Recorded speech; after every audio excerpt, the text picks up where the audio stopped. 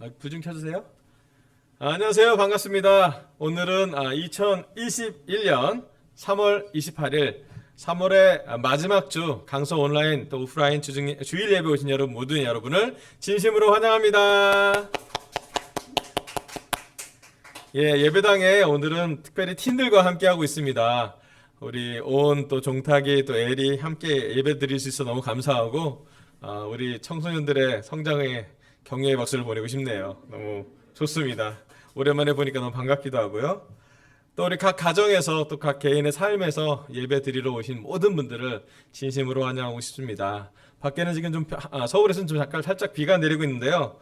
봄을 재촉하는 봄비가 있어서 만물이 소생하는 시간인 것 같아서 너무 감사합니다. 지금 부산에서 예배를 드리는 가족이 있어요. 우리 황현식, 조희정 부부 또 유희 자매까지 해서 오늘은 이제 그 아들 인범이가 해양대학교 그 기숙사에 들어가는 날이라서 차를 몰고 갔습니다. 아마 온라인으로 예배를 드리려고 제가 알고 있는데 인범이가 잘 학교에 적응할 수 있기를 또 부산까지 갔으니 안전하게 잘 돌아올 수 있도록 기도하도록 하겠습니다. 또 오늘 기쁜 소식이 하나 있어요. 그거 무슨 소식이냐면 우리 제주 가정교회에서 예배를 드릴 텐데요. 오늘 특별히 그 NI 숲에 큰 TV 모니터를 달았다고 합니다. 그래서 아마 결혼부들은 사진을 올려놨는데요. 거기 보면은 아주 예배당처럼 되게 좋은 이제 NI 숲이 공식적으로 제주 가정교회 예배당이 되는 그런 과정입니다. 그래서 너무 제주 가정교회 제자들 환영하고 있습니다. 우리 도희 형수님, 상하영 형님, 또 애나 사장님, 우리 바리스타 연희, 또 우리 영신들이 너무 감사하고 시크릿부터 그리고 또 재원 형과 상민 형수님 예배를 함께 드릴 수 있으니 저희는 너무 기쁘고 감사한 것 같습니다. 이렇게 강소교회는 온라인으로도 예배 드리신 분도 있고 또 오프라인으로 예배 드리신 분도 있고 함께 모여서 영적으로 예배를 드릴 수 있음에 진심으로 감사합니다. 저는 지난 주일날 우리 약간 예배당에서 예배 못 드리고 우리 싱글은 연합 온라인 예배를 드렸고요. 우리 종훈 형제가 성찬을 했고요. 그 다음에 승원 형제가 설교를 했다고 들었습니다. 우리 강석 여러분은 우리 재원 형과 상민 형수, 특별히 상민 형수님의 감동 깊은 성찬을 우리 함께 다 나눴고요. 결혼부 설교로 초행길이라는 주제로, 초행길은 겸손하게 하자는 주제로 말씀을 전했습니다. 주일 예배는 저희가 지속적으로 로마서 강해를 말씀을 전하고 있습니다.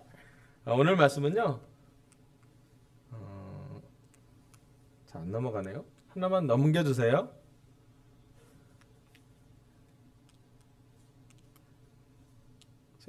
죄송합니다. 좀 넘겨주. 첫 번째 주는 로마서 쓰고 변화라고 읽는다라는 주제로 설교를 했고요. 두 번째 주로는 변화의 동력인 예수님에 대해서 말씀을 전했고요. 세 번째로는 마음으로 하는 교제에 대해서 2주 전에 말씀을 나눴습니다. 오늘 로마서 강의 네 번째 주제로는요. 의인은 믿음으로 살 것이다 라는 주제로 말씀을 전하겠습니다. 이 말씀은요. 사실은 로마서 전체 주제입니다. 설교 참고자료는 여러분들 참고를 많이 했고요. 또 저 스스로도 말씀을 연구하고 있었습니다. 우리 함께 로마서 1장 16절부터 17절까지 봉독이라고 하죠. 같이 한번 한 목소리로 읽어보도록 하겠습니다. 로마서 1장 16절입니다. 나는 복음을 부끄러워하지 않습니다. 이 복음은 유대 사람을 비롯하여 그리스 사람에게 이르기까지 모든 믿는 사람을 구원하는 하나님의 능력입니다. 하나님의 의가 복음 속에 나타납니다. 이 일은 오로지 믿음에 근거하여 일어납니다. 이것은 성경에 기록된 바 의인은 믿음으로 살 것이다 한 것과 같습니다. 아멘. 사도 바울은 로마서를 쓰는 가장 큰 목적을 복음이라고 말하고 있습니다. 그리고 그 복음을 전달하는 것이 사도 바울의 소명이고 또 로마서를 기록한 목적이라고 할 수 있습니다. 로마서 전체의 가장 중요한 주제가 바로 여기 나온 구절, 의인은 믿음으로 살 것이라는 구절입니다. 이 말씀은 상당히 유명하고 깊이가 있고 또 하나님의 은혜를 전하는 아주 중요한 복음이라는 생각이 들었습니다. 오늘 이 두 구절, 로마서 1장 16절과 17절만 잘 이해한다면 우리 믿음은 성장할 것입니다. 그리고 이 구절을 잘 우리가 소화한다면 우리 삶에 하나님의 능력을 경험할 거라고 믿습니다.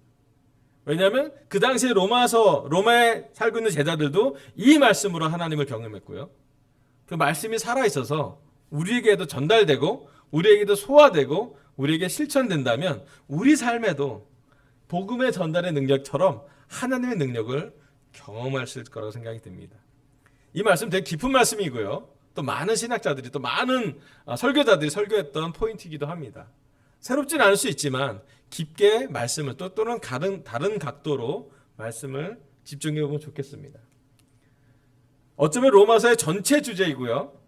또 사도 바울이 쓴 거의 대부분의 말씀의 주제가 이 말씀과 연결이 됩니다. 신약 한 3분의 1 정도를 사도 바울의 서신서로 우리는 기억하고 있는데요. 신약의 복음서를 제외한 3분의 1 이상의 분량을 차지하는 사도 바울의 주제가 뭐냐면 의인은 믿음으로 살 것이다예요.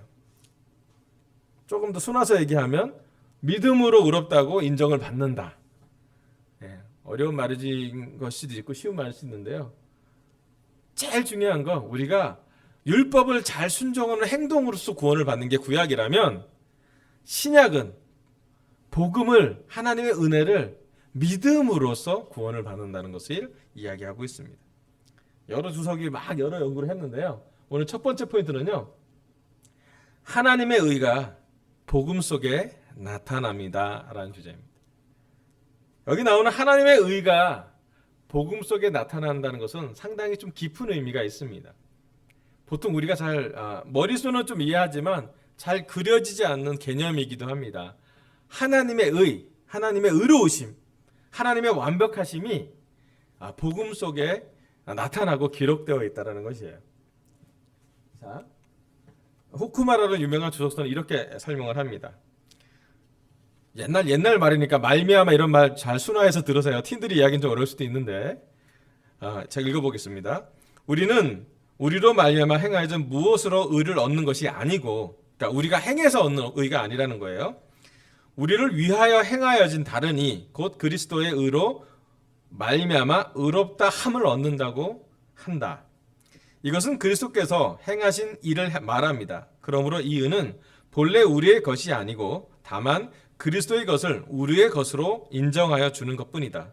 이 의는 복음이 우리에게 보여주는 것인데 그 의로 말미암아 신자가 의롭다함을 받는다. 그 의는 완전한 것이다. 라고 이제 기록하고 있습니다. 조금 쉽게 설명을 하자면 우리가 의롭지 않다라는 거예요. 우리의 의는 완벽하지 않습니다. 여러분 세상의 의가 그렇게 완벽하지 않아요. 여러분 세상을 살짝 돌아보면요. 세상은 공평합니까? 공평하려고 노력은 합니다. 하지만 실제로 공평하기 어려워요. 여러분 세상에 차별이 없습니까? 평등 사회를 구현하는 것이 경찰의 목표고 법관의 목표이긴 하지만요. 평등 사회 구현의 목표라는 얘기는 뭐냐면 현재 우리는 어디선가 차별이 이 세상에서 우리 삶에서 존재하고 있기 때문입니다. 하나님의 의는요 완벽합니다. 사실은 그 의를 이룰 사람이 이 세상엔 없어요. 그런데 하나님의 의가 완성됐다라는 의미는 율법에서부터 복음으로 하나님이 구원하는 길을 열어주셨다는 것이에요. 구약의 예언자들이 정말 많이 있어서 회개하고 하나님께 돌아가라고 율법을 지켜서 하나님을 기쁘게 해드리라고 순종하라고 했던 말씀이 신약에 와서는 예수님이 이 땅에 오셔서 정말 많은 하나님의 비유를, 하나님의 나라를, 하나님에 대해서 비유를 드렸고 또 그 결과 하나님의 아들로서 십자가로 돌아가셨고 부활하시고 난 다음에 지금 우리는 복음으로부터 하나님의 의를 경험하게 됩니다. 우리가 복음의 중심, 복음이라고 말하는 것이 무엇인지를 좀 이해해야 합니다. 복음 하면 기쁜 소식이죠. 복음 옛날 말이니까 우리나라 요즘 말로 하면 굿뉴스예요. 굿뉴스, 기쁜 소식. 복음, 기쁜 소식이라 하면 우리 모두에게 기쁜 좋은 소식을 의미하고 있습니다. 그것은 하나님이 우리를 심판하지 않고 멸망시키지 않기 위해서 예수님을 통해서 예수님을 믿는 사람이라면 예수님께 순종하는 사람, 예수님을 주님으로 모시는 사람이라면 모든 사람을 구원할 수 있는 길을 열어주신 것입니다. 여기 우리 예전에 봤던 말씀이 있는데 좀 볼게요. 로마서 3장 20절부터 24절입니다. 제가 읽어볼게요. 로마서 3장 20절입니다. 그러므로 율법의 행위로는 하나님 앞에서 의롭다고 인정받을 사람이 아무도 없습니다. 율법으로는 죄를 인식할 뿐입니다. 그러나 이제는 율법과는 상관없이 하나님의 의가 나타났습니다. 그것은 율법과 예언자들이 증언한 것입니다.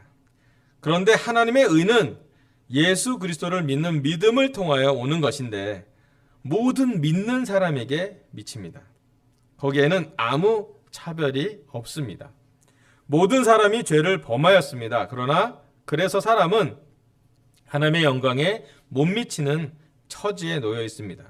그러나 사람은 그리스도 예수 안에서 얻는 구원으로 말미암아 하나님의 은혜로 값없이 의롭다는 선고를 받습니다. 아멘.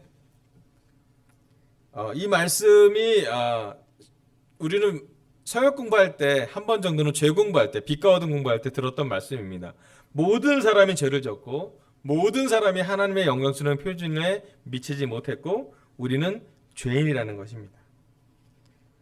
아무리 도덕적인 사람도 아무리 공평하고 의롭게 살던 사람도 하나님의 의에 비하면 못 미치는 수준이라는 것이 성경에 기록되어 있습니다. 여러분 우리 죄 공부를 많이 했어요. 그래서 이 공부를 보면 이 말씀을 보면 우리 안에 죄에 대한 인식을 잘 기억하게 합니다. 죄책감을 주려고 하는 말씀이 아니라 죄의 본질에 가까이 가는 말씀을 나누고 싶은 것이에요. 여기 보면 율법과 예언자들을 열심히 했는데 완성하지 않았던 것이 바로 하나님의 의라고 표현을 합니다.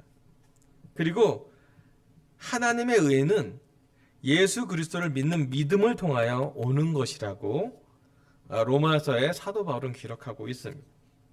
여기 중심의 구절을 보면 죄보다는 하나님의 의라는 것이 중심이라고 생각하시면 좋겠습니다. 저는 그렇게 생각합니다. 우리가 죄인일 수밖에 없고 매일 어쩌면 죄를 짓고 이번 주도 오늘 성탄을 나눠서 용서받은 것이지만 우리 삶에 크고 작은 죄가 있고 죄를 지은 후에는 죄책감이 있을 것입니다. 저를 포함한 우리 모두는 이번 주에 죄를 졌을 거예요.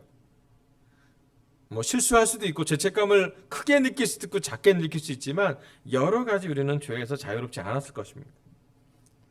여러분 죄를 지었을 때 공평하다면 죄에 대한 벌을 내립니다. 우린 그것을 법정에서 따지죠. 대한민국 법정입니다. 여기 가기 좋지 않아요. 여기 가는 거 그렇게 기쁜 일은 아니잖아요. 죄를 지어서 간다는 건 더 안 좋은 거고요. 뭔가 권리를 찾으러 가는 것도 법원에 간다는 건 대단하게 참 쉽지 않은 무거움을 갖고 있는 곳이기도 합니다. 법정에 보면요. 정중앙에 여기 보면 법관 3분, 심판자가 있습니다. 그리고 좌우로 변호인단이 있고 검사인단이 있고요. 중간에 기록하시는 분들이 계시고요. 그 뒤로는 이제 이렇게 들어보시는 이렇게 청중이 있습니다. 여러분 이것이 아까 나오는 이 모습을 생각하면서 구절을 보면 조금 이해가 됩니다. 이 구절 로마서 3장 24절 정도의 구절은 로마 법정에 있는 용어로 쓴 구절이에요. 우리가 별로 이렇게 평소에 쓰는 구어체가 아니라 법에서 법조인이 법문을 읽듯이 그래서 사실 로마서가 되게 문체가 대단히 세련된 문체라고 생각을 합니다. 왜냐하면 거의 법조인이 쓸 정도의 지식과 또는 논리와 또 이 법조인이 보면 이 사람은 이거를 생각하고 쓴 글이구나라고 이해하는 글이기 때문에 여기 보면 24절에 그렇습니다.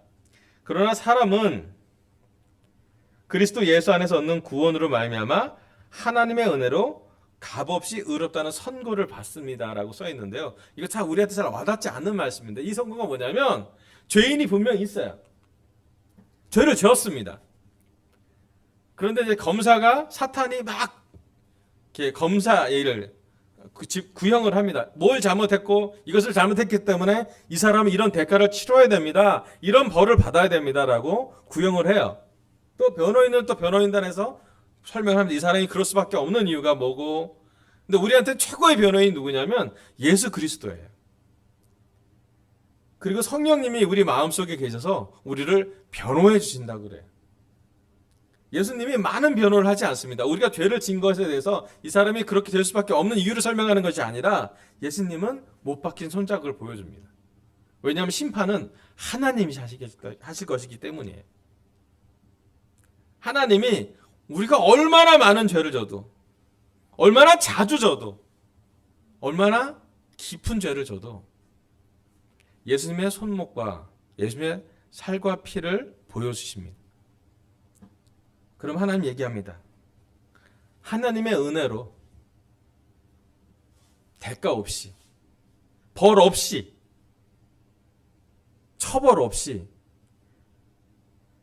의롭다는 선고를 우리한테 내려주신다는 것이에요. 여러분, 죄인들에게 그건 얼마나 기쁜 소식일까요? 우리가 지었던 수없이 많은 죄들에 비해서 우리가 받을 형벌이 예수님의 십자가로 흘러갔다는 것. 이 법정에서는 그래서 하나님의 의가 이루어졌다고 합니다. 왜냐하면 누군가는 대가를 치렀고요. 누군가는 처벌을 받았고요. 또 누군가는 그것 때문에 선고를 내릴 수가 있습니다. 의로움이 망쳐지지 않았다는 거예요.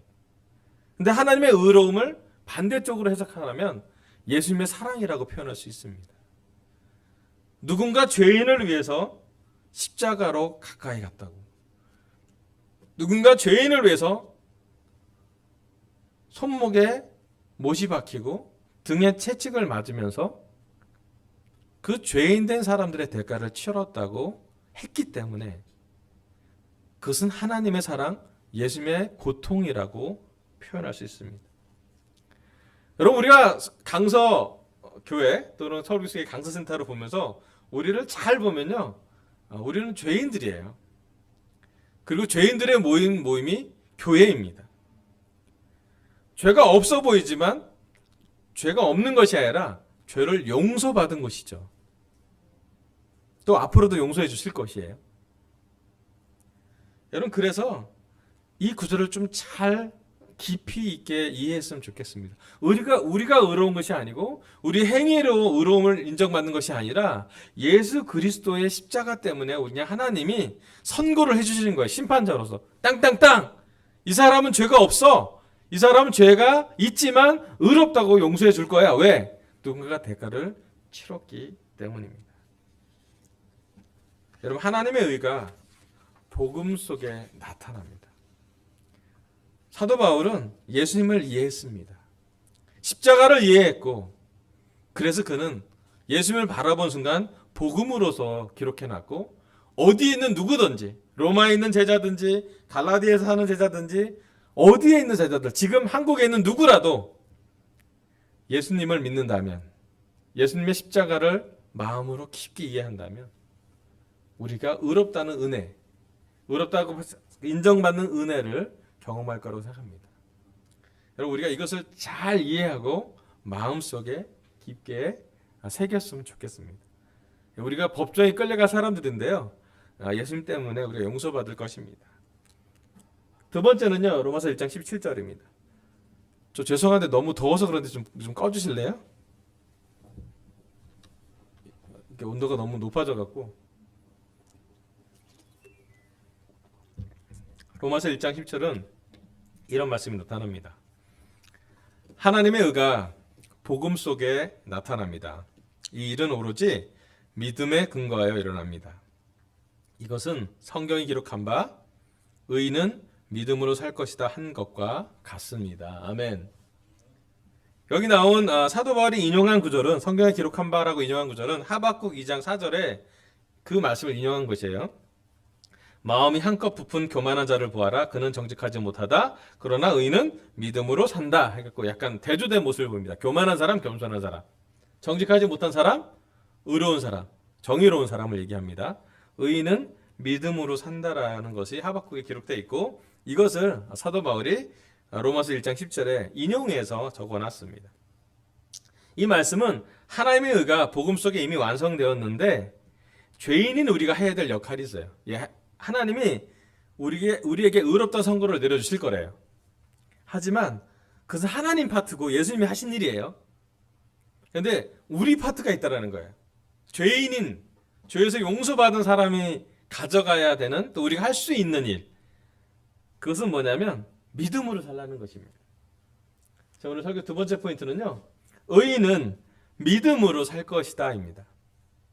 뭐 정확히 얘기하면 우리가 믿기 때문에 의롭다고 인정받는다는 것이에요.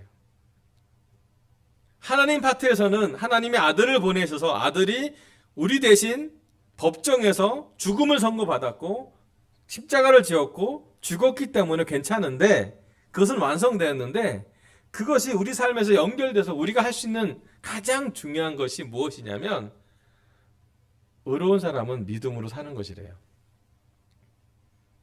우리 믿음에 대한 본질적인 구절이 하나 있잖아요. 우리가 매번 보지만 매번 찔리고 매번 생각해보고 매번 새로워지는 구절이 바로 히브리서 11장 1절부터 2절 또는 6절 말씀입니다. 제가 읽어볼게요. 히브리서 11장 1절에서 2절. 믿음은 바라는 것들의 확신이요 보이지 않는 것들의 증거입니다. 선조들은 이 믿음으로 살았기 때문에 훌륭한 사람으로 증언되었습니다. 6절. 믿음이 없이는 하나님을 기쁘게 해드릴 수 없습니다.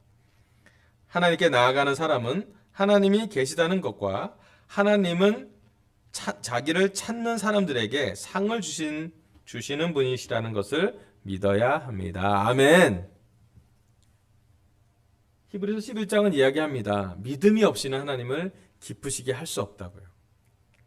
즉 하나님이 우리한테 바라는 건 행위로서 의롭게 되려고 하지 말고 율법을 완전히 잘 지켜서 완벽한 사람이 되는 것은 어려우니 우리가 할 수 있는 유일한 것이 뭐냐면 믿어보려고요. 하나님은 믿음을 가진 사람을 볼 때 너무 흥분하고 기뻐합니다. 하나님의 관심은 우리가 우리 삶의 어려운 고난의 상황에서도 보이는 상황을 보이지 않는 믿음으로 이겨나가는 것을 아주 관심 있게 봅니다. 예수님도 이 땅에 사셨을 때 믿음이 있는 사람을 보고 감동했어요. 딱 두 사람 있었어요. 우리 누군지 아실 거예요. 하나는 로마 백부장, 하나는 수르베니게 여인. 예수님을 감동시킨 두 명. 신기하게 둘 다 이방인입니다. 유대 사람이 아니에요. 좀 유대 사람 들을 때는 좀 슬픈 얘기기도 하죠.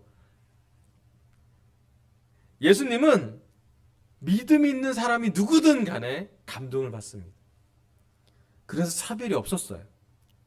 믿음이라는 단어에는 돈이 많고 적음, 지위가 높고 낮음에 있지 않았습니다. 어쩌면 우리가 죽을 때까지 돈이 부족할 수 있고요. 차별 있는 사회에 살 수도 있고요. 어려움이 있을 수 있지만 한 가지 하나님이 우리에게 남겨준 유산은 예수님을 통해서 우리에게 줬던 유산은 믿음을 성장시킬 수 있다는 것이에요. 우리 강서교회 제자들은 믿음이 어디에 있는지를 다시 한번 봤으면 좋겠습니다. 예수님과 하나님이 참 많이 궁금합니다. 이 코로나 시대에 이렇게 작은 모니터로 예배를 드릴 텐데 줌이나 여러 가지 이렇게 유튜브나 여러 가지 환경으로 예배를 드릴 텐데 집중하기가 참 어려워요. 저도 한번 드려봤는데 특별히 제주 가정교회 있을 때 많이 드려봤는데 이렇게 분산되는 환경이 너무 쉬워요. 이렇게 예배를 드리면 예배당에서 함께 이렇게 보고 집중할 수 있는데 각 가정에서 또 각 개인의 삶에서 예배 드리는 분들은 집중하기가 너무 어렵더라고요. 그럼에도 불구하고 우리가 믿음을 성장시킬 수 있는 게 무엇일까 한번 생각해 볼 필요가 있습니다. 여기 나오는 이 말씀을 좀 깊게 좀 들어가 봤더니 이런 게 있어요. 로마서 1장 10절을 세 번역이 이렇게 표현합니다. 이 일은 오로지 믿음에 근거해서 일어난대요. 그래서 좀 더 개급한 원래 다른 버전을 읽어봤더니 믿음으로 믿음에 이르게 하나니라는 뜻이 있어요. 이 말이 무슨 말인지 믿음으로 믿음에 이르게 한대요. 요거도 NIV 버전은 그래요. A righteousness that is by faith from first to last. 믿음이 처음부터 끝까지 가는 거래요. 그래서 주석으로 찾아봤더니 그 참고 자료로 성경에 써 있는 게 뭐냐면 믿음에서 출발하여 믿음을 목표로 합니다라고 성경에 써 있어요. 이게 무슨 말이냐면 여기 보면 믿음이 여러 가지 상태임을 이야기하고 있습니다. 믿음의 시작과 믿음의 끝이라고 볼 수도 있겠죠. 그리고 믿음이 우리가 faithful, faithless 그러잖아요. 믿음이 가득 찰 때랑 믿음이 작을 때, 우리 삶에 그럴 때가 있다라는 거예요. 믿음이 클 때가 있고, 믿음이 강할 때가 있고, 믿음이 약할 때, 또는 믿음 없을 때. 주로 우리가 어디에 많이 서 있냐면 믿음 없는 걸 많이 봐요. 예수님이 이 땅에 오셨던 제자들 보면서 탄식하면서 했던 몇 가지 얘기 중에 하나가 이 믿음 없는 사람들아. 예수님이 궁극적으로 복음을 기록해서 사람들에게 감동을 줬던 건 사람들이 어떤 비유를 통해서 이해하면서 말씀을 이해하면서 하나님을 이해하면서 그들의 믿음을 키우려고 최선을 다하는 모습을 보입니다. 여러분 오늘 시간 우리 강석의 제자들은 믿음은 성장하고 있는지 아니면 약해지고 있는지, 더 강화되고 있는지 아니면 더 작아지고 있는지 하나님이 살펴보기를 원하십니다. 이 로마서 1장 17절의 이 구절을 통해서 한 사람이 크게 영향을 받아요. 어떤 사람이 영향을 받았냐면 이 사람이 영향을 받습니다. 독일에 있는 이제 마르틴 루터라고 천주교 우리 신부였어요, 이분이. 그런데 천주교에서 여러 가지 1000년 이상이나 율법과 같은 구약의 율법자들이 만들어 놓은 것 같은 신약에 분명히 예수님이 오셨는데 천주교에서 우리 사람들의 성향이기도 해요. 뭔가 좋고 유명하고 영적인 거 있다면 복음을 어떻게 해냐면 천주교에서 대단하게 율법처럼 형식을 많이 넣어놨어요. 그리고 뭔가 안전하게 자꾸 이렇게 채워놓으려고 지옥에 안 가는 방법에도 여러 가지 천주교에서 죄와 이렇게 그 여러 가지 사람들의 부를 바꾸는 그런 개념으로도 이렇게 좀 잘못 준비해 놓은 게 있었어요.